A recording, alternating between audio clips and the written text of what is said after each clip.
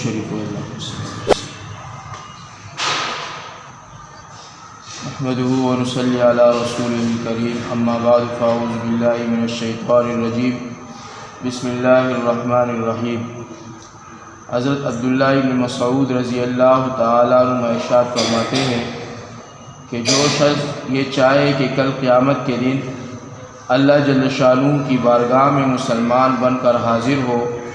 وہ ان نمازوں کو ایسی جگہ ادا کرنے کا اہتمام کرے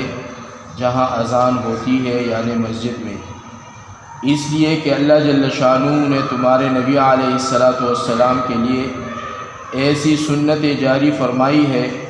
جو سراسر ہدایت ہے۔ انہی میں سے یہ جماعت کی نماز بھی ہے۔ اگر تم لوگ اپنے گھروں میں نماز پڑھنے لگو گے جیسا کہ فلاں شخص پڑھتا ہے تو تم نبی صلی اللہ علیہ وسلم کی سنت کے چھوڑنے والے ہوں گے، اور یہ سمجھ لو کہ اگر نبی اکرم صلی اللہ علیہ وسلم کی سنت کو چھوڑ دو گے تو گمراہ ہو جاؤ گے۔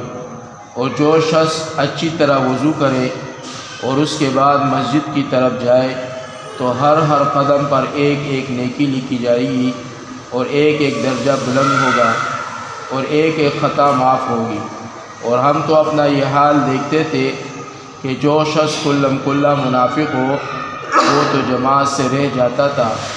ورنہ حضور صلی اللہ علیہ وسلم کے زمانے میں عام منافقوں کی بھی جماعت چھوڑنے کی ہمت نہ ہوتی تھی، یا کوئی سخت بیمار، ورنہ جو شخص دو آدمیوں کے سہارے سے گھسیٹتا ہوا جا سکتا تھا وہ بھی صف میں کھڑا کر دیا جاتا تھا۔ صحابہ کرام رضوان اللہ تعالی علیہم اجمعین کے یہاں جماعت کا اس قدر اہتمام تھا کہ اگر بیمار بھی کسی طرح جماعت میں جا سکتا تھا تو وہ بھی جا کر شریک ہو جاتا تھا، چاہے دو آدمیوں کو کھینچ کر لے جانے کی نوبت آتی۔ اور یہ اہتمام کیوں نہ ہوتا جبکہ ان کے اور ہمارے آقا نبی اکرم صلی اللہ علیہ وسلم کو اس طرح کا اہتمام تھا۔ چنانچہ حضور اقدس صلی اللہ علیہ وسلم کے مرض الموفات میں یہی صورت پیش آئی تھی کہ مرض کی شدت کی وجہ سے بار بار غشی ہوتی تھی اور کئی دفعہ وضو کا پانی طلب فرماتے تھے۔ آخر ایک مرتبہ وضو فرمایا اور حضرت عباس رضی اللہ تعالیٰ عنہ اور ایک دوسرے صحابی کے سہارے سے مسجد میں تشریف لے گئے کہ زمین پر پاؤں مبارک اچھی طرح جمتا بھی نہ تھا۔ حضرت ابو بکر رضی اللہ تعالیٰ عنہ نے تعمیل ارشاد میں نماز پڑھانا شروع کر دی تھی۔ حضور صلی اللہ علیہ وسلم جا کر نماز میں شریک ہوئے۔ حضرت ابو درداء رضی اللہ تعالیٰ عنہ فرماتے ہیں کہ میں نے حضور اقدس صلی اللہ علیہ وسلم کو ارشاد فرماتے سنا کہ اللہ کی عبادت اس طرح کر کہ گویا وہ بالکل سامنے ہے اور تو اس کو دیکھ رہا ہے، اور اپنے آپ کو مردوں کی فہرست میں شمار کر کہ زندوں میں اپنے کو سمجھ ہی نہ، پھر نہ کسی بات کی خوشی نہ کسی بات سے رنج، اور مظلوم کی بد دعا سے اپنے آپ کو بچا۔ اور جو تو اتنی بھی طاقت رکھتا ہو کہ زمین پر گھسیٹ کر عشاء اور صبح کی جماعت میں شریک ہو سکے تو دریغ نہ کر۔ ایک حدیث میں ارشاد ہے کہ منافقوں پر عشاء اور صبح کی نماز باری ہے، اگر ان کو یہ معلوم ہو جاتا کہ جماعت میں کتنا ثواب ہے تو زمین پر گھسٹ کر جاتے اور جماعت سے ان کو پڑھتے۔ اللہ رب العزت کی پدی احادیث صبح مقبول لدا عمل توفیق راکی دادا مانزہ مبارک احادیث ہو نبی علیہ السلام پخلا نماز سمرہ اہتمام کو صحابہ اکرام رضوان اللہ تعالی علیہم اجمعین بیا د هغې دپاره څومره اهتمام کو څومره چې کوم دی ځان کړولی و۔ حضرات صحابه کرام رضوان الله تعالی علیهم اجمعین په دې مانځه باندې چې کوم دی الله رب العزت راضي کړی او د الله رب العزت ربی خپله هر یوه دنیاوي مسله په مانځه سره چې کوم دی هغه حل کوله۔ نو موږ او ستاسو لمونځونه هم داسې جوړ شي دې دپاره د محنت ضرورت دی چې موږ او تاسو په خپلو لمونځونو باندې محنت وکړو، د هغې مشق وکړو، او فارغ اوقات کې چې کوم دی کم زموږ سره چې کوم فارغ اوقات دي په هغې کې چې کوم دی موږ او تاسو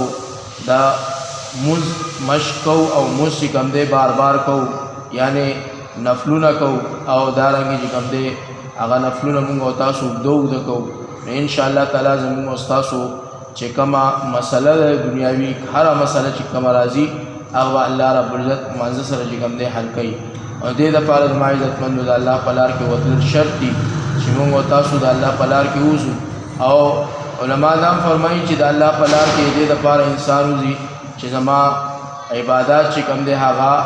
زما د دنیاوي ژوندۍ د پاره چې کوم دی هغه نور هم اخلاص باغی کې پیدا شي او هغه عبادت چې کوم دی نور هم مضبوط شي دې د پاره د عزتمند چې موږ تاسو د الله په لار کې لږ شانتي وخت لګو او د خپل دین چې کوم دی په صحیح معنی باندې زده کو ان شاء الله تعالی په دې ذریعہ باندې الله زموږ دنیاوي مشکلات مسانې